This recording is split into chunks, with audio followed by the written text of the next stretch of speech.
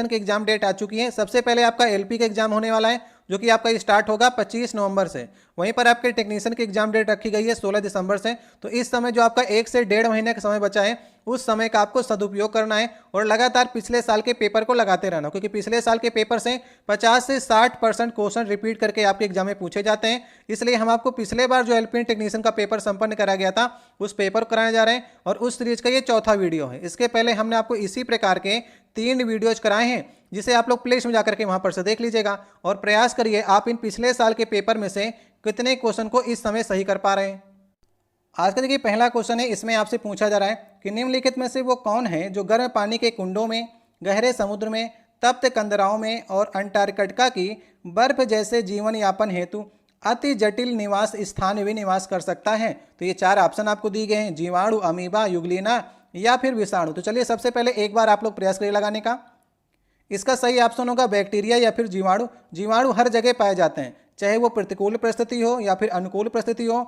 जैसे यहाँ पर कहा गया कि गर्म पानी के तालाबों में भी आपके बैक्टीरिया पाए जाते हैं, गहरे समुद्र में भी पाए जाएंगे आपके, और जहाँ पर बर्फ पड़ रही है वहाँ पर भी आपके बैक्टीरिया हर जगह पाए जा रहे हैं। जो आप इस समय सांस ले रहे हैं उसके साथ भी आपके ढेर सारे बैक्टीरिया आपके शरीर के अंदर जा रहे हैं। जो आप पानी पीते हैं उसमें भी ढेर सारे बैक्टीरिया होते हैं, और जो आप भोजन करते हैं उसमें भी बैक्टीरिया आपके होते हैं। और बैक्टीरिया जो हैं ये मृत कोशिका के अंदर भी पाए जाते हैं। तो सही ऑप्शन होगा जीवाणु। जीवाणु हर जगह पाए जाते हैं। विषाणु जो हैं वो सिर्फ और सिर्फ आपके जीवित कोशिका के अंदर पाए जाते हैं, इसलिए सही ऑप्शन होगा पहला वाला ऑप्शन। और एक क्वेश्चन आपके एग्जाम में और पूछा जाता है कि जीवाणु की खोज किसने की थी। तो जीवाणु की खोज 1683 में, आप लोग नाम याद कर लीजिएगा, कई बार आपके एग्जाम में पूछा गया है। तो लुवेन हाक ने जीवाणु की खोज की थी, ठीक है। तो ये नाम आप लोग याद कर लीजिएगा। इन्हें कहा जाता है फादर ऑफ बैक्टीरियोलॉजी, ठीक है। तो 1683 में ल्यूवेन हाक ने जीवाणु की खोज की थी। कई बार आपके एग्जाम में क्वेश्चन पूछा गया है। तो ये हमारा क्वेश्चन है, इसमें आपसे पूछा जा रहा है कि वाहनों की जो हेडलाइट है उसमें जो दर्पण प्रयोग किया जाता है वो कौन सा दर्पण होता है, ये आपको बताना है। तो सही ऑप्शन होगा वाहनों की हेडलाइट में हम लोग अवतल दर्पण का प्रयोग करते हैं। सही ऑप्शन होगा लास्ट वाला। अवतल दर्पण और कहाँ कहाँ पर प्रयोग होता है ये भी आपके एग्जाम में पूछा जाता है। तो जैसे आपका सोलर कुकर हो गया ना, उसमें भी आपका अवतल दर्पण का प्रयोग किया जाता है। सर्च लाइट में भी अवतल दर्पण का प्रयोग होता है, और टार्च जो आपकी हो गई उसमें भी अवतल दर्पण का प्रयोग होता है। ईएनटी का जो डॉक्टर होता है ना, नाक कान गला वाला, वो भी आपका अवतल दर्पण का ही प्रयोग करता है ताकि चीज़ों को बड़ा देख सके। और नाई की दुकानों में भी आपका अवतल दर्पण प्रयोग किया जाता है। तो इस प्रकार से ये सभी क्वेश्चन भी आपके एग्जाम में पूछे गए हैं। वहीं पर अगर बात करेंगे उत्तल दर्पण की, तो उत्तल दर्पण में सिर्फ आपसे क्वेश्चन आता है कि जो साइड मिरर होता है या फिर रियर मिरर जो होता है वो उत्तल दर्पण का बना हुआ होता है। तो इसे भी आपको याद रखना है। तो अभी इस समय वाहनों के हेडलाइट के क्वेश्चन पूछा गया है, तो उत्तल दर्पण सही ऑप्शन होगा। अब नेक्स्ट देखिए तीसरा क्वेश्चन है, इसमें पूछा जा रहा है कि मनुष्यों में अंतःस्रावी ग्रंथि कौन सी इसमें से नहीं है। ये 4 ऑप्शन आपको दिए गए हैं। तो ग्रंथियां देखिए 2 प्रकार की होती हैं, या फिर एक मिश्रित ग्रंथि की बात करें तो ग्रंथियां आपकी 3 प्रकार की हो जाएंगी। तो अंतःस्रावी ग्रंथि, बाह्यस्रावी ग्रंथि या फिर मिश्रित ग्रंथि, ये 3 प्रकार की आपकी ग्रंथियां होती हैं। तो अभी देखिए ऑप्शन में आपके पीयूष ग्रंथि, शीर्ष ग्रंथि, अधिवेक ग्रंथि, ये तीनों ग्रंथियां आपकी अंतःस्रावी ग्रंथियों में आती हैं। जबकि यकृत कोई ग्रंथि नहीं है। यकृत क्या है, एक पाचन तंत्र का एक भाग है, और यकृत से पित्त रस का स्राव होता है, ठीक है, याद रहेगा। तो ये 3 ऑप्शन आपके ऊपर वाले अंतःस्रावी ग्रंथि रखी गई हैं। अगर आपके एग्जाम में पूछता है कि कौन कौन सी बहिस्रावी ग्रंथियां होती हैं, तो बहिस्रावी ग्रंथियां जो होती हैं वो नलिका युक्त ग्रंथियां होती हैं, और अंतःस्रावी ग्रंथियां जो यहाँ पर लिखी गई हैं ये नलिका विहीन ग्रंथियां होती हैं। जैसे आपकी पीयूष ग्रंथि होगी, ये मस्तिष्क में आपकी पाई जाती है। और बहिस्रावी ग्रंथियों की बात करेंगे, जैसे जो दुग्ध ग्रंथियां होती हैं ये आपकी बहिस्रावी ग्रंथियां हो गई। अश्रु ग्रंथि जो हो गई ये भी आपकी बहिस्रावी ग्रंथियों में आपकी आती है। श्वेत ग्रंथि भी आपकी बहिस्रावी ग्रंथि में आती है। लार ग्रंथि भी आपकी बहिस्रावी ग्रंथि में आती है। सबको आपको याद रखना है, इससे कई प्रकार के क्वेश्चन आपके एग्जाम में बनते हैं। तो अभी इस समय कौन सा ऑप्शन सही होगा, सही ऑप्शन होगा लास्ट वाला। मनुष्यों में अंतःस्रावी ग्रंथि कौन सी नहीं है, तो यकृत कोई ग्रंथि नहीं है। अब नेक्स्ट देखिए क्वेश्चन है, इसमें पूछा जा रहा है कि निम्नलिखित तत्वों में से कौन सा परमाणु द्रव्यमान में सबसे कम है। तो आपको मालूम है परमाणु क्रमांक मालूम होना चाहिए और द्रव्यमान संख्या मालूम होना चाहिए। तो परमाणु द्रव्यमान क्या होता है, प्रोटॉन प्लस न्यूट्रॉनों की संख्या जो होती है उसी को हम लोग परमाणु द्रव्यमान कहते हैं, या फिर उसकी जो द्रव्यमान संख्या है वही उसका परमाणु द्रव्यमान होती है। तो चलिए देख लेते हैं कि लिथियम की परमाणु क्रमांक कितना होता है। लिथियम का परमाणु क्रमांक 3 होता है, लेकिन उसकी द्रव्यमान संख्या 7 होती है, या फिर उसका परमाणु द्रव्यमान भी 7 होता है। वहीं पर नाइट्रोजन की बात करेंगे, नाइट्रोजन का परमाणु क्रमांक 7 होता है और द्रव्यमान संख्या 14 होती है। हाइड्रोजन की बात करेंगे तो इसका 1 और 1 होता है, और हीलियम में हीलियम का 2 और 4 होता है। तो अभी हम लोग देख लेते हैं कि इसका ऊपर के जो आपके परमाणु संख्या है, इसी को हम लोग परमाणु द्रव्यमान कहते हैं, वो सबसे कम किसका है? तो सबसे कम यहाँ पर हाइड्रोजन का ही है। उसके बाद बात करेंगे, उसके बाद आपका हीलियम मिलेगा, इसके बाद लिथियम, और सबसे ज़्यादा जो होगा वो नाइट्रोजन का होगा। कभी क्रम लगाने को कह दे तो उसे भी आप लोग सही कर लेंगे। तो अभी इस समय सही ऑप्शन होगा ऑप्शन नंबर 3। नेक्स्ट देखिए क्वेश्चन है, पृथ्वी के चारों ओर एक पूरा चक्कर लगाने में चंद्रमा के द्वारा किए गए कार्य निम्नलिखित में से किसके बराबर होगा? चारों ऑप्शन को आपको ध्यान से पढ़ना है और नीचे तक पढ़ते हुए आपको चले आना है। तो जैसे हमारी क्या कह रहा है, पृथ्वी के चारों ओर, जैसे हमारी ये पृथ्वी हो गई, ठीक है, समझिएगा, बहुत ही अच्छा क्वेश्चन रखा गया है। और उसके चारों ओर जो है ये चंद्रमा मान लीजिए चक्कर लगा रहा है इस प्रकार से। तो चक्कर लगा रहा है, यहाँ पर से स्टार्ट करेगा और फिर से यहीं पर आ जाएगा। तो अभी आपको मालूम है वर्क का फार्मूला क्या होता है, W बराबर होता है F इंटू एस। एफ क्या है? फोर्स है। एस क्या है? विस्थापन है। तो अगर आप देखें विस्थापन जो है यहीं से स्टार्ट किया था और यहीं पर आ गया, तो पूरा चक्कर लगाने के लिए कह रहा है ना, तो यहीं से स्टार्ट किया यहीं पर आ गया, तो विस्थापन तो शून्य हो गया। अगर विस्थापन शून्य हो गया तो कार्य भी हमारा शून्य हो जाएगा, क्योंकि मल्टीपल करके इसे आपको लिखना है। तो विस्थापन जो होता है इसमें अगर आप उसी स्थान पर आ गए तो वो विस्थापन आपका शून्य हो जाएगा, तो कार्य भी हमारा शून्य हो जाएगा। सही ऑप्शन हो जाएगा लास्ट वाला। याद रखिएगा, इस प्रकार से कई क्वेश्चन आपके एग्जाम में आते हैं। और भी क्वेश्चन पूछता है कि यदि कोई व्यक्ति जो है अपने सिर पर कोई सामान उठा करके चल रहा है तो किया गया कार्य क्या होगा? तब वहां पर भी किया गया कार्य शून्य होगा। वहां पर लगता है W बराबर F into S cos theta लगता है। अगर कोई वस्तु सर पर रखी हुई है तो वहां पर आपका थीटा जो होगा वह 90 डिग्री बन जाएगा, मतलब कि कॉस थीटा 90 हो गया, और कॉस थीटा 90 हो गया तो वहां पर भी कॉस थीटा 90 शून्य हो गया।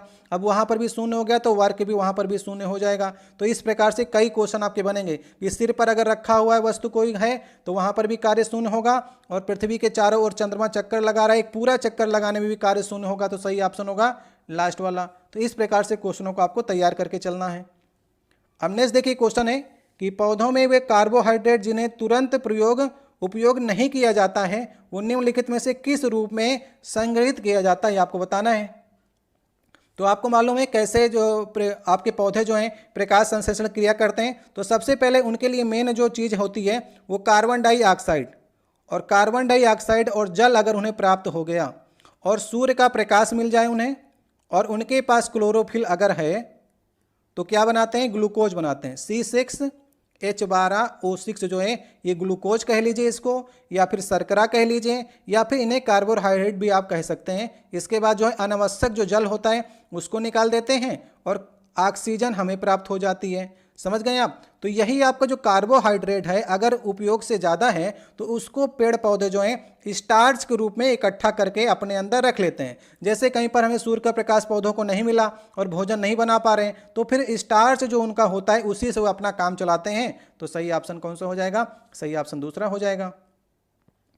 अब देखिए नेक्स्ट क्वेश्चन है, अमेरिकी इतिहास में राष्ट्रपतियों के सबसे प्रसिद्ध भाषणों में से एक द गेटिसबर्ग एड्रेस है, उस अमेरिकी राष्ट्रपति का नाम बताना है जिन्होंने यह महत्वपूर्ण भाषण दिया था। ठीक है, ये क्वेश्चन नंबर हमारा 7वां हो जाएगा आज का। तो भी आप लोग बताइए भाषण किसने दिया था? काफ़ी फेमस भाषण है। तो सही ऑप्शन होगा ये अब्राहम लिंकन का भाषण है। ये कब दिया गया था? 1863 में अब्राहम लिंकन ने दिया था। एक क्वेश्चन और आपके एग्जाम बनता है कि यूएसए के राष्ट्रपति जो थे अब्राहम लिंकन वे कब बने थे? तो 1860 में बने थे। याद रखिएगा 1860 में जिस समय ये बने उसके बाद गृह युद्ध छिड़ गया और ढेर सारे सैनिक मारे जाने लगे। तो 1863 में 2 मिनट का ये भाषण इनका गेटिसबर्ग एड्रेस इसके नाम जाना जाता है। उन्होंने सैनिकों के कब्रिस्तान में ये भाषण दिया था और सैनिकों का मनोबल बढ़ाया था। ये भाषण काफ़ी फेमस हुआ। और इनकी मृत्यु कब हुई थी ये भी आपके एग्जाम में पूछा जाता है। तो 1865 में विल्कीज ब्रूस ने इनकी हत्या कर दी थी। ठीक है, तो अब्राहम लिंकन कब आपके यूएसए के राष्ट्रपति बने? 1860 में। कब ये भाषण दिया था? 1863 में। और कब इनकी मृत्यु हो गई? 1865 में। ये तीनों डेट आपको याद रखनी है। और प्रजातंत्र की परिभाषा भी जो थी एक बहुत आपके एग्जाम में पूछा जाता है कि प्रजातंत्र की ये परिभाषा किसने दी है, तो वो परिभाषा कौन सी प्रजातंत्र की? प्रजातंत्र जनता के द्वारा और जनता के लिए शासन जो है वो प्रजातंत्र है। ये प्रजातंत्र की परिभाषा भी किसने दी थी? अब्राहम लिंकन ने दी थी। तो ये सारे क्वेश्चन आपको एक क्वेश्चन से तैयार करके चलने हैं। सही ऑप्शन होगा हमारा पहला वाला ऑप्शन। अब देखिए नेक्स्ट हमारा 8वां क्वेश्चन है, कूलाम का नियम क्या कहता है? कूलाम का नियम आपने पढ़ा होगा, ये चारों ऑप्शन को देख लीजिए। कूलाम का नियम क्या कहता है, मैं आपके फार्मूला बगल में लिख देता हूं। तो एफ बराबर क्या होता है? एफ होता है के अगर कांस्टेंट हो गया तो Q1 Q2 upon R square होता है। मतलब कि दो बिंदु आवेशों के मध्य आकर्षण या प्रतिकर्षण के बल का परिणाम जो है, ये बल का परिणाम जो है दो आवेशों की मात्रा के अनुक्रमानुपाती होता है। ये आवेश हैं, इसके अनुक्रमानुपाती हैं और उनके बीच की दूरी के वर्ग के व्युत्क्रमानुपाती होता है। देखिए आर जो है उनके बीच की दूरी है, उसके व्युत्क्रमानुपाती है। तो सही ऑप्शन होगा दूसरा वाला। तो यही आपका कूलाम का नियम कहता है। पिछले वाले वीडियो में हमने इसकी चर्चा की थी, वहां पर भी आपको इसको समझ में आ गया होगा। तो सही ऑप्शन होगा दूसरा वाला। अब देखिए नेक्स्ट हमारा क्वेश्चन है, क्वेश्चन नंबर ये आपका 9वां क्वेश्चन होगा। इसमें आपसे कह रहा है कि BaCl2 के 2.08 ग्राम और अतिरिक्त तनु H2SO4 के जलीय विलयन को मिश्रित करने पर निर्मित होने वाली BaSO4 की मात्रा कितनी होगी, आपको बताना है। तो कैसे करेंगे, सबसे पहले इसको देख लीजिए कि इसमें रिएक्शन कौन सी हो रही है। तो यहाँ पर अगर आप देखेंगे तो BaCl2 की क्रिया करा रहा है H2SO4 से, समझ गए आप। तो बनेगा क्या क्या, BaSO4 बनता है, यही आपसे लास्ट में पूछ भी रहा है, या BaSO4 और HCl ये बनता है आपका। तो अभी आपको दिया क्या गया है, BaCl2 के 2.08 ग्राम आपको दिए गए। तो यहाँ पर से आप लोग निकाल लीजिए सबसे पहले मोलों की संख्या। मोलों की संख्या क्या कहती है? मोलों की संख्या जो होती है पदार्थ की मात्रा अपान अणुभार होता है पदार्थ का। तो पदार्थ की मात्रा कितनी दी गई है? पदार्थ की मात्रा आपको 2.08 ग्राम दी गई, ग्राम में ही आपको रखना है। और आपको निकालना पड़ेगा पदार्थ का अणुभार। तो सबसे पहले आप BaCl2 का अणुभार निकाल लीजिए, इससे हमें मोलों की संख्या मिल जाएगी। तो BaCl2 का अणुभार कितना होगा? देखिए यहाँ पर दिया गया ना कि Ba का 137 है और Cl2 यहाँ पर Cl2 है, तो 35.5 दूनी 71। तो 71 जोड़ लीजिए 137 में, तो आपके पास निकल कर आ जाएगा 208।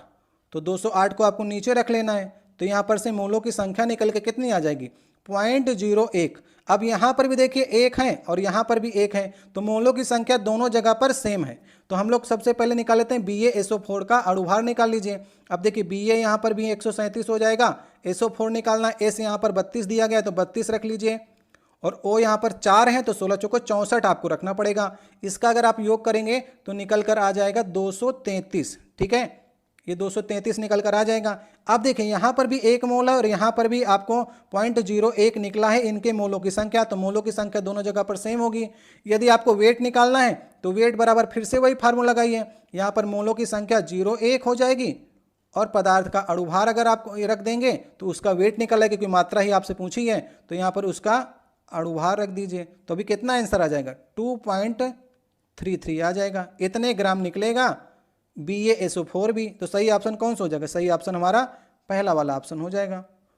तो इस प्रकार से क्वेश्चन आपके हल होते हैं। बस एक फार्मूला आपको याद रखना है, मोलों की संख्या बराबर पदार्थ की मात्रा बटे पदार्थ का अणुभार। इससे आपके BaCl2 का भी मोलों की संख्या निकल आएगी और उसी फार्मूले का यूज करके BaSO4 की वेट भी निकल आएगा। अब देखिए नेक्स्ट क्वेश्चन है, इसमें कहा जा रहा है निम्नलिखित में से वह कौन है जो एक धातु और अधातु के रूप में, दोनों के रूप में कार्य नहीं करता है। ठीक है, तो 4 ऑप्शन है, बिस्मथ, आर्सेनिक, जर्मेनियम और बोरान। ये 4 ऑप्शन आपको दिए गए। तो हमने आपको बताया था कि प्रेडिक्ट टेबल में पिछले बार आपसे क्वेश्चन ये पूछा गया था कि कौन है जो आपकी बॉर्डर लाइन एलिमेंट नहीं है। तो बॉर्डर लाइन मैंने आपको एलिमेंट प्रेडिक्ट टेबल में बताया था कि इधर देखिए जितने भी आपके एलिमेंट होते हैं वे आपके धातु कहलाते हैं, और आपके boron, silicon, germanium, arsenic, antimony, tellurium और पोलोनियम, ये आपकी जिग-जैग रेखा जो दिख रही है, इसके इधर जितने एलिमेंट होते हैं वे आपके अधातु कहलाते हैं। और ये जिग-जैग रेखा के अंदर जो है बॉर्डर लाइन एलिमेंट जिसे हम लोग कहते हैं, ये आपके उपधातु होते हैं। इनमें धातुओं और आपके उपधातुओं और अधातुओं दोनों के गुण इसमें शामिल होते हैं। तो आपके पास कितने तत्व आपको मिल गए? मैंने आपको याद करने का तरीका ही बताया था कि कैसे आपको याद रखना, फिर बता देते हैं। कई लोग वीडियो नहीं देखते हैं। तो अगर हम लोग यहाँ पर इन तत्वों को रखें तो आप लोग याद करने का तरीका इसको जान लीजिएगा, ताकि आने वाले एग्जाम में आपको ये 7 तत्व जो हैं वो याद रहें। ठीक है, तो अगर हम लोग यहाँ पर देखें तो एक शॉर्टकट हम लोग एक ट्रिक बना लेते हैं कि बॉस यहाँ पर लिख लीजिए, ये दोनों तत्वों को मिलाकर बॉस गए 80 सब टीपो, ठीक है, समझ गए, बॉस गए 80 सब टीपो। तो ये सातों तत्व आपको याद हो गए, ये आपके उप धातुओं में आते हैं। अभी देख लेते हैं कौन सा आपके ऑप्शन में रखा गया है कि वो आपका उप धातु नहीं है। तो देखिए यहाँ पर कौन सा कार्य नहीं करता है, तो बिस्मत होगा, सही ऑप्शन हमारा पहला हो जाएगा। तो बिस्मत देखिए कहाँ पर रखा गया है, बिस्मत आपका यहाँ पर रखा गया, जो आपका उपधातुओं में नहीं आता है। तो इसी प्रकार से पिछले सेट में क्वेश्चन पूछा गया था, लेकिन वहाँ पर बॉर्डर लाइन एलिमेंट कर दिया था। तो अभी देखिए रेलवे ने इसका आंसर गलत लगाया है, तो इस आंसर पे आपको नहीं जाना है। बोरान इसका सही आंसर नहीं है, बिस्मत इसका सही ऑप्शन है, ठीक है। तो इसे आप लोग करेक्ट कर लीजिएगा। ये क्वेश्चन में आपको आंसर इसीलिए दिखा रहा हूँ ताकि आपको पता चल सके कि रेलवे से भी गलती होती है। तो कौन कार्य नहीं करेगा, सही ऑप्शन होगा बिस्मत, बोरान करता है, ठीक है। मैंने आपको ट्रिक भी याद करा दी है। अब देखिए नेक्स्ट हमारा क्वेश्चन है, इसमें कह रहा है कि स्थायी ऊतकों के निर्माण के लिए एक स्थायी संरचना आकार क्रिया अपनाने की प्रक्रिया को क्या कहा जाता है। तो देखिए ऊतक आपके दो प्रकार के होते हैं, मैंने आपको बताया था कि एक आपका विभाज्योत्मक ऊतक होता है और एक आपका स्थायी ऊतक होता है। दो प्रकार के ऊतक होते हैं। तो स्थायी जो आपके ऊतक होते हैं उनमें डिवीजन हो चुका होता है, उसमें बार बार विभाजन नहीं होता है स्थायी ऊतकों में। और विभाज्योत्मक ऊतक जो होते हैं ये लगातार विभाजित होते रहते हैं। और स्थायी ऊतकों में भी आपका जटिल और सरल ऊतक आते हैं, तो वो तो आपसे पूछा नहीं गया, पूछा मात्र आपसे ये जा रहा है कि स्थायी ऊतकों के निर्माण में एक स्थायी संरचना आकार और क्रिया को अपनाने की प्रक्रिया को हम लोग कहते हैं विभेदन, जिसे हम लोग इंग्लिश में कहते हैं डिफ्रेंसिएशन। तो स्थायी जो ऊतक होते हैं उनके कार्य जो होते हैं विभेदन के अनुसार होते हैं, जो जिसका कार्य होता है वही वो करता है। तो इसलिए सही ऑप्शन होगा दूसरा वाला ऑप्शन। अब देखिए नेक्स्ट हमारा 12 नंबर क्वेश्चन है, इसमें आपसे पूछा जा रहा है कि निम्न ग्राफों में से वो कौन है जो किसी कार्य की एक सामान्य गति को दर्शाता है। तो एक सामान्य गति आपको बतानी है, किस ग्राफ में है। 4 मैं आपको ग्राफ दिखाने जा रहा हूं। सबसे पहले आप पहला ग्राफ को देख लीजिए। पहले ग्राफ में यहाँ पर टाइम लिखा गया, यहाँ पर वेलोसिटी लिखी गई है। तो जैसे जैसे समय इधर बढ़ रहा है तो आप देख रहे हैं वेग जो है पहले बढ़ा फिर घटा फिर बढ़ा फिर घटा। तो इस प्रकार से वक्र बना हुआ है। तो कार्य की एक सामान्य गति तो ये होगी नहीं, तो ये आपका ग्राफ गलत हो जाएगा। अब नेक्स्ट ग्राफ को देखते हैं, एक सामान्य गति वाला हमको ग्राफ देखना है। यहाँ पर देखिए टाइम दिया गया है, वेलोसिटी दी गई है। टाइम अगर बढ़ रहा है तो वेलोसिटी भी बढ़ रही है, तो एक समान कैसे हो गया, ये तो बढ़ता जा रहा है, तो ये भी आपका ग्राफ गलत हो गया। अब नेक्स्ट ग्राफ की ओर चलते हैं। एक ग्राफ और यहाँ पर दिया गया है, तो इसमें भी देखिए ऊपर की ओर धीरे धीरे बढ़ रहा है, तो एक समान तो ये होगा नहीं, ये भी आपका गलत हो गया। नेक्स्ट देखिए, ये चौथा नंबर है हमारा ग्राफ और यही सही ऑप्शन होगा। यहाँ पर देखिए समय बढ़ रहा है, तो ये ग्राफ ऊपर नीचे नहीं कहीं पर जा रहा है, ये स्थिर है। यहाँ पर भी वही था, यहाँ पर भी वही है, यहाँ पर भी वेलोसिटी वही है, यहाँ पर भी वही है, यहाँ पर भी वही है। और ये दो स्थानों पर ये कह भी रहा है कि इनमें अगर चेक कर लीजिए तो उसका जो होगा एक समान गति आपके सामने निकल कर चली आएगी। तो सही ऑप्शन हमारा ये लास्ट वाला विकल्प हो जाएगा। समझ गए आप। तो इस प्रकार से आपको ग्राफ को पहचानना होता है। नेक्स्ट देखिए 13 नंबर क्वेश्चन है, तापीय अपघटन के दौरान अमोनियम नाइट्रेट उत्पन्न करता है, ये आपको बताना है। तो सबसे पहले आपको आना चाहिए ना फार्मूला, अमोनियम नाइट्रेट का क्या होता है, NH4NO3, ये अमोनियम हो गया, ये नाइट्रेट हो गया। अगर इसे तापीय अपघटन करेंगे तो इसमें विस्फोट होता है, ठीक है, ये आपका विस्फोटक पदार्थ होता है। तो क्या बनाता है, N2O बनाता है प्लस H2O। ये किस ऑप्शन में रखा गया, N2O प्लस H2O, ये लास्ट ऑप्शन में रखा गया। तो याद रखिएगा ये विस्फोटक सामग्री है अमोनियम नाइट्रेट, और जब इसे हम लोग टेम्परेचर देते हैं तो N2O और पानी निकलता है। तो लास्ट वाला ऑप्शन सही ऑप्शन होगा। अब देखिए नेक्स्ट हमारा 14 नंबर क्वेश्चन है, इसमें आपसे कह रहा है कि निम्नलिखित ट्रायड में से वो कौन सा एक है जो डोबे रेनर के ट्रायड का प्रतिनिधित्व करता है। तो मैंने आपको डोबे रेनर का 3 सिद्धांत बताया था, जो कि डोबे रेनर ने 1817 में दिया था। यहाँ पर डोबे रेनर ने 3 तत्वों के ग्रुप बनाए थे। वहाँ पर इन्होंने कहा था कि यदि हम पहले का और तीसरे तत्व के परमाणु भार का औसत कर लें तो बीच वाले तत्व का परमाणु भार के इक्वल हो जाएगा। तो इस प्रकार से डोबे रेनर ने 3 आपके ग्रुप बनाए थे, वे तीनों ग्रुप आपको याद रखने हैं। तो पहला ग्रुप था आपका लिथियम का, सोडियम का और आपका पोटेशियम का, ये ग्रुप आपको याद रखना है। दूसरा वाला था क्लोरीन का, ब्रोमीन का और आपका आयोडीन का, एक ग्रुप ये हो गया आपका। तीसरा ग्रुप था कैल्शियम का, स्ट्रेंशियम का और बेरियम का। ये 3 ग्रुप आपके बनाए गए थे और ये तीनों ग्रुप आपको याद रखना है, किसी न किसी ऑप्शन में आपको दे देगा। तो अभी इस समय देखिए लिथियम, सोडियम और पोटेशियम आपको दिया है, यही सिर्फ और सिर्फ सही होगा। तो इन्होंने यहाँ पर कहा था, जैसे यहाँ पर परमाणु भार की बात करेंगे तो लिथियम का होता है 7 और अगर पोटेशियम की बात करेंगे तो 39। अगर इन दोनों को जोड़िए और उसका आधा कर दीजिए तो यहाँ पर सोडियम का परमाणु भार आपको मिल जाएगा 23। तो इसी प्रकार से इन्होंने तत्वों को 3-3 के जोड़े पर रखा था और 3 ही ग्रुप इन्होंने बनाए थे और तीनों बहुत एग्जाम के लिए इंपॉर्टेंट हैं। जैसे यहाँ पर क्लोरीन का 35 हो गया और आयोडीन का 127, इसको दोनों को जोड़ करके आधा करेंगे तो 81.2 मिलेगा, लेकिन ब्रोमीन का लगभग आपका 80 होता है तो 80 मान लिया गया। इसी प्रकार से कैल्शियम का 40 होता है और बेरियम का आपका 137 होता है। इन दोनों को जोड़ेंगे तो लगभग आपको यहाँ पर 88.5 मिलता है, लेकिन इसका 87.5 होता है। तो इस प्रकार से एक पहला प्रयास किया था तत्वों को उसके परमाणु भार के क्रम में लगाने का और उनके गुण को समझने का। बाद में ये अन्य तत्वों के लिए नियम जो है फेल हो गया है, लेकिन अभी इन 3 ग्रुप को आपको याद रखना है। किसी भी एग्जाम में आपके पूछे जा सकते हैं कि कौन से इनके ग्रुप के हैं, तो ये पहला वाला ऑप्शन सही होगा। अब देखिए नेक्स्ट हमारा क्वेश्चन है, इसमें कहा जा रहा है कि भारतीय और जापानी प्रधानमंत्री ने हाल ही में एक high speed rail project deal sign की है, ये मुंबई को किस शहर से जोड़ेगा? तो हाई स्पीड रेल प्रोजेक्ट के अंतर्गत बुलेट ट्रेन की परियोजना बनाई जा रही है। तो बुलेट ट्रेन जो है वो कहाँ से कहाँ तक चलेगी, तो बताइए आप लोग। तो मुंबई से चलेगी कहाँ तक? अब मोदी जी चला रहे हैं तो मोदी जी के शहर तक तो जाएगी, अहमदाबाद तक, ठीक है, याद रखेंगे। तो मुंबई से आपका अहमदाबाद तक ये हाई स्पीड जो रेल प्रोजेक्ट है ये आपका बुलेट ट्रेन के लिए बनाया जा रहा है। फिर इसके बाद अन्य भी आपका ट्रेनें बनेंगी। तो ये जापान और भारत के सहयोग से बुलेट ट्रेन आपकी चलाई जाएगी जो कि मुंबई को अहमदाबाद से जोड़ेगी। अब देखिए नेक्स्ट हमारा क्वेश्चन है, इसमें कहा जा रहा है किस भारतीय महिला पर्वतारोही ने 5 दिनों के भीतर लगातार 2 बार माउंट एवरेस्ट पर चढ़ाई करने का सबसे तेज कीर्तिमान बनाया है? तो ये बनाया था 2017 में, क्योंकि ये 2018 का पेपर है। फिर भी ये क्वेश्चन आपके एग्जाम में पूछा जाएगा क्योंकि ये आपका किसी भी भारतीय पर्वतारोही ने 5 दिनों के भीतर जो है ऐसा कारनामा किया है। तो सही ऑप्शन होगा अंशु जेम्सपा।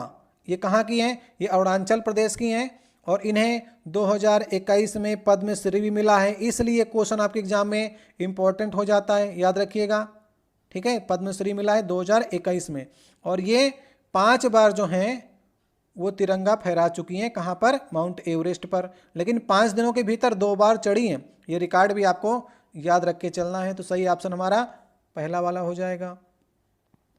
अब देखिए नेक्स्ट क्वेश्चन है, भारतीय सिनेमा की सबसे अधिक कमाई करने वाली फिल्म बाहुबली के निर्देशक कौन है? तो उस समय आपकी बाहुबली आई थी, तो अभी जो है भी याद कर लीजिएगा कि एस राजामौली की फिल्म थी ये बाहुबली। तो पहला इसका पार्ट जो आया था वो 2015 में आया था और दूसरा पार्ट इसका 2017 में आया था। तो इसके 2 पार्ट आपके आए थे एस राजामौली की। तो एस राजामौली ने अभी हाल ही में आपकी एक 2022 में फिल्म बनाई है जिसका नाम है RRR या फिर RRR। तो ये भी किसकी है? ये भी आपकी एस राजामौली की है। तो आपको अपडेट हो जाना है क्योंकि बहुत अच्छे आपके निर्देशक हैं, इसलिए RRR का भी आपसे पूछ सकता है। तो कौन होंगे? एस राजामौली होंगे, इसलिए क्वेश्चन मैं आपको अभी करा रहा हूँ ताकि आप नई वाली फिल्म से भी इनके वाकिफ हो जाएं। अब नेक्स्ट क्वेश्चन हमारा, इनमें से कौन सा कथन गलत है? ठीक है, ये गलत कथन का आपको बताना है। 4 ऑप्शन आपको दिए गए हैं।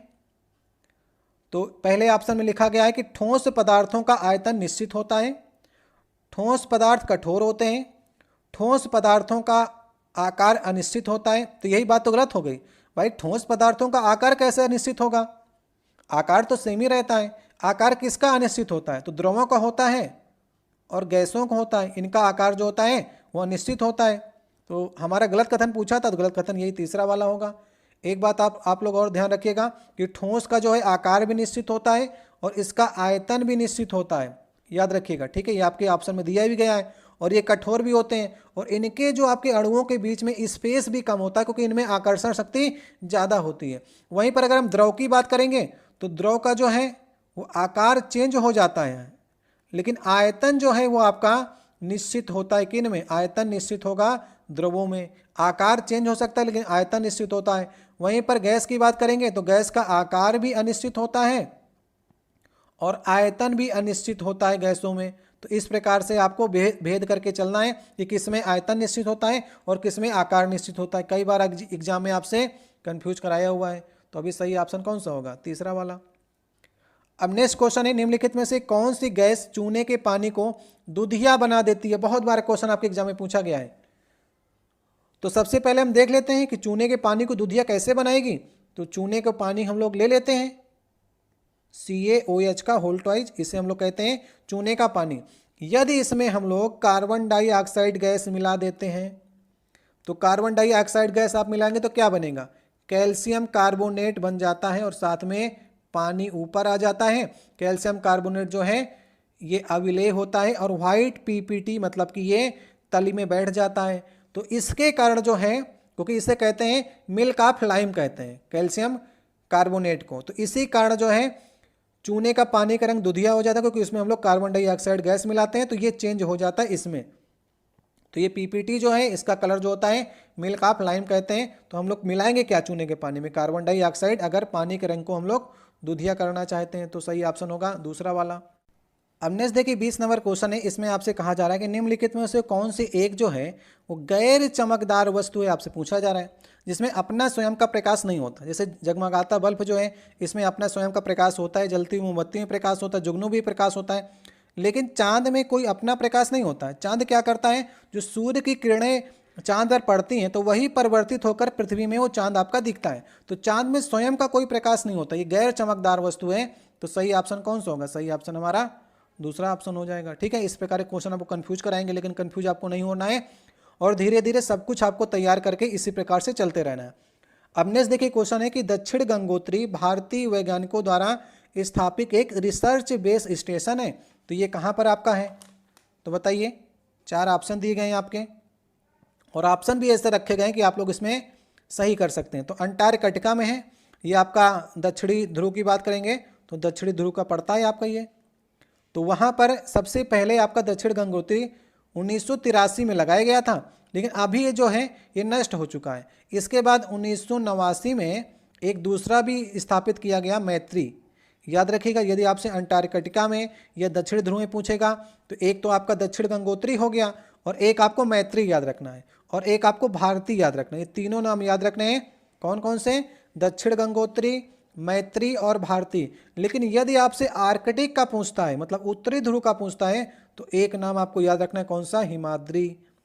इससे बहुत कंफ्यूज कराएगा आपको, याद रखिएगा। हिमाद्री आपके ऑप्शन में दे देता है कभी कभी, तो हिमाद्री है, आर्कटिक में आपका रखा गया है शोध केंद्र। और ये 3 आपके याद रखना है, दक्षिण गंगोत्री, मैत्री और भारती। तो इसलिए मैं आपको पिछले साल के पेपर कराता हूँ ताकि आप नए वाले क्वेश्चनों को भी तैयार कर सकें। अब ये क्वेश्चन मैं आपके लिए छोड़े जा रहा हूँ क्योंकि ये सरल क्वेश्चन है। विद्युत आवेश की SI इकाई क्या है, ये आपको बतानी है। ठीक है, एक क्वेश्चन मैं आपके लिए छोड़े जा रहा हूँ और आशा करते हैं कि 100% लोग जो हैं वो इसका उत्तर देंगे। चलिए आप लोग उत्तर दीजिएगा। ये क्वेश्चन मैं आपके लिए होमवर्क क्वेश्चन के रूप में छोड़ा जा रहा हूँ। अब नेक्स्ट क्वेश्चन देखिए, क्योंकि हमें कठिन क्वेश्चन कराने हैं और जो आप बता सकते हैं उन्हीं क्वेश्चनों को हम लोग छोड़ने का प्रयास करते हैं। निम्नलिखित में से कौन सा एक जो है वो आयनिक यौगिक का गुण नहीं है? ठीक है, तो आप लोगों ने बांड पढ़े होंगे। जैसे आपका बांड होता है विद्युत संयोजी बांड, जिसे हम लोग आयनिक बांड भी कहते हैं, वही आपका आयनिक यौगिक बनाता है।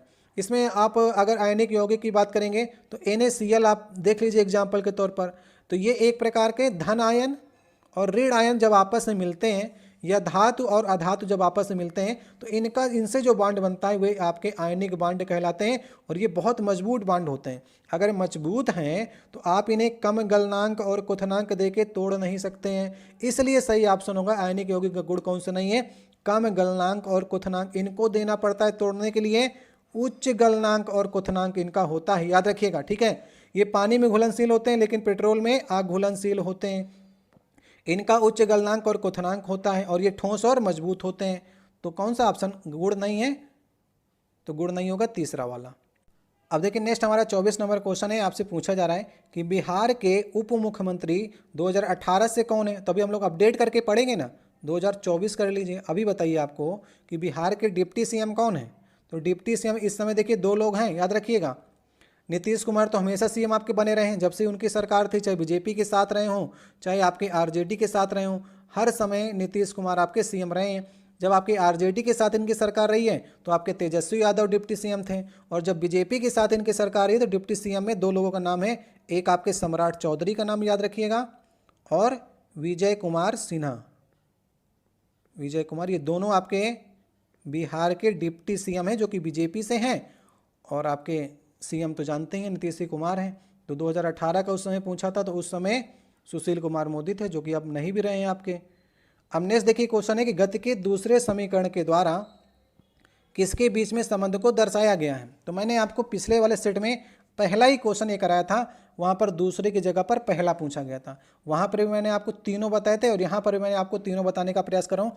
तो गति का पहला आपका समीकरण क्या कहता है, v बराबर u प्लस ए टी जो होता है, ये गति का पहला समीकरण है। उसी प्रकार से गति का दूसरा समीकरण क्या कहता है, s बराबर U T plus half A T square, ये आपका गति का दूसरा समीकरण हो गया। गति का तीसरा समीकरण क्या कहता है, वी स्क्वायर बराबर यू स्क्वायर प्लस 2as, ये हमारा गति का तीसरा समीकरण हो गया। जब आपसे पहला पूछेगा तो जो वेरिएबल्स हैं वे ही चेंज होते हैं, तो वेग और समय के बीच में जो होता है वो संबंध होता है पहले समीकरण में। तो पहला तो पूछा नहीं, आपसे दूसरा पूछा है। दूसरे में क्या होगा, एस मतलब पोजीशन, स्थिति या विस्थापन। तो यहाँ पर हम बात करेंगे स्थान और समय के बीच में रिलेशन होगा, वो दूसरे वाले ऑप्शन में आपको सही करना, मतलब दूसरे वाले समीकरण। तो कहाँ पर लिखा गया है, स्थान और समय, तो तीसरा वाला ऑप्शन सही हो जाएगा। यदि आपसे तीसरे समीकरण का पूछता है तो वेग और स्थिति या फिर पोजीशन कह लीजिए, तो वेग और स्थान ये आपका तीसरा समीकरण हो गया। वेग और समय ये आपका पहले समीकरण में संबंध हो गया, और पूछा है आपसे दूसरा वाला, ये आपका तीसरा वाला हो गया। तो इस प्रकार से मैं जब भी आपको बताऊंगा तो तीनों बताऊंगा, क्योंकि इसमें आप पहले वाले पेपर में आपसे पहला पूछा गया था, इसमें आपसे दूसरा पूछा गया है, और नेक्स्ट वाले में आपसे तीसरा ही पूछ सकता है। अब नेक्स्ट हमारा क्वेश्चन है कि 1962 में स्थापित BC राय पुरस्कार जो है वो किस क्षेत्र की सफलता प्राप्त करने वाले प्रख्यात व्यक्तियों को दिया जाता है। तो इनका BC राय का पूरा नाम है विधान चंद्र राय, एक डॉक्टर थे, और भारत में किसी भी डॉक्टर को मिलने वाले ये सर्वोच्च पुरस्कार है, याद रखिएगा। तो किस क्षेत्र में दिया जाएगा, चिकित्सा के क्षेत्र में दिया जाता है। तो अगर डॉक्टर को सबसे बड़ा पुरस्कार कोई मिलेगा तो BC राय पुरस्कार मिलेगा। अगर लेटेस्ट की बात करेंगे तो इस समय जो है BC राय जो पुरस्कार लेटेस्ट मिला हुआ है रघुनाथ राव को मिला हुआ है। ये नाम आप लोग याद रखिएगा, पूछ भी सकता है कि लेटेस्ट आपका 2023-24 का पुरस्कार रघुनाथ राव को मिला हुआ है। और ये कब मिलता है, 1 जुलाई को मिलता है, ठीक है। 1 जुलाई को क्योंकि मनाया जाता है, क्या मनाया जाता है, राष्ट्रीय चिकित्सक दिवस मनाया जाता है, उसी दिन ये पुरस्कार को दिया जाता है। तो ये भी आपको याद हो गया कि चिकित्सक दिवस कब मनाया जाता है, तो 1 जुलाई एग्जाम के लिए इंपॉर्टेंट क्वेश्चन है। अब नेक्स्ट देखिए क्वेश्चन आपसे पूछा जा रहा है, ये 27 नंबर क्वेश्चन होगा, आज का लास्ट क्वेश्चन होगा कि 0.1 किलोग्राम वजन की एक गेंद को स्थिर स्थिति से गिराया जाता है। तो जब यह 2 मीटर की दूरी से गिरती है तो गुरुत्वाकर्षण बल के द्वारा किया गया कार्य आपको बताना है। तो मान लीजिए ये वस्तु है, यहाँ पर स्थिर अवस्था है, जब नीचे की ओर गिरती है तब ये जो आपकी दूरी दी गई है 2 मीटर आपको दी गई है। तो अभी हम लोग यहाँ पर फार्मूला लगाते हैं कार्य का, W बराबर क्या होता है, F इंटू S होता है। F यहाँ पर क्या है, F को आप mg लिख लीजिए और S को आप यहाँ पर h लिख लीजिए, क्योंकि हाइट का यहाँ पर सवाल दिया गया है। तो अगर ये ऊपर से नीचे की ओर रख रही है तो g यहाँ पर आपको पॉजिटिव रखना पड़ेगा, ठीक है। अगर यहीं पर हम नीचे से कोई वस्तु को ऊपर फेंकते हैं तो वहाँ पर g नेगेटिव होता है, और g की वैल्यू भी आपको 9.8 दे रखी है। तो अभी लोग देख लेते हैं, 0.1 आपको दिया गया किलोग्राम, और इसके बाद आप यहाँ पर 9.8 रख लीजिए, और हाइट आपको दी गई 2 मीटर। तो सीधे सीधे इन दोनों का 98 का अगर आप 2 गुना करेंगे तो आपको मिल जाएगा 196, और दशमलव लगेगा 2 अंक के बाद, तो 1.96 जूल जो आ जाएगा वो आपका कार्य आ जाएगा। तो कहाँ पर लिखा गया, वो भी पॉजिटिव में आपको रखना, क्योंकि आप ऊपर से नीचे लगा रहे हैं और जी हमेशा ऊपर से नीचे की ओर, जी नीचे की ओर ही लगता है। तो यदि आप विपरीत फेंकते हैं तब माइनस में आता, अभी आप ऊपर से नीचे फेंक रहे हैं, तो सही ऑप्शन होगा ऑप्शन नंबर तीसरा, ठीक है। इस प्रकार से क्वेश्चन लगते हैं, तीसरा ऑप्शन सही होगा। तो हमने इस सीरीज में आपको 27 क्वेश्चन कराए हैं, और एक क्वेश्चन आपके लिए छोड़ गए हैं, उसका जवाब आपको कमेंट बॉक्स में देना है। तो आपको इन 27 क्वेश्चनों में मेरे अनुसार आपको कम से कम इसमें से 20 से 21 क्वेश्चन सही अगर आप कर रहे हैं तो आप एक बेहतर स्टूडेंट माने जाएंगे। अगर इससे कम कर रहे हैं तो और आपको तैयारी करने की आवश्यकता है, और कम से कम 20-21 सही करिए। जब आपको मैं सारे सेट करा दूंगा तब आप 27 में 27 सही करने लगेंगे, लेकिन कम से कम अभी आपको 20 से 21 सही करनी है, क्योंकि एग्जाम आपका जल्द ही लग गया है। नवंबर और दिसंबर में एग्जाम है, समय आपके पास नहीं है, ढेर सारे आपको पेपर लगाने हैं। तो इसी प्रकार से आप हमारे साथ जुड़े रहिए। हम आपको नए वाले 2021 और 22 वाले पेपर भी करा रहे हैं, और आपको पुराने पेपर भी करा रहे हैं। आपको किसी प्रकार से कंटेंट की कमी नहीं होनी चाहिए। तो आप लगातार पेपर को लगाइए, और वीडियो कैसा लगा, वीडियो अच्छा लगा तो वीडियो को लाइक करिएगा। पहली बार चैनल पर, चैनल को सब्सक्राइब करिएगा और शेयर भी करिएगा, ठीक है। आप शेयर करेंगे तो हम लगातार आपको वीडियो देने का प्रयास करेंगे। किसी प्रश्न में डाउट हो तो आप कमेंट बॉक्स में कह सकते हैं, और डिस्कशन ग्रुप आप लोग के लिए बना है, आप लोग टेलीग्राम चैनल पर उसे ज्वाइन कर सकते हैं। मिलते हैं नेक्स्ट वीडियो में, बहुत बहुत धन्यवाद।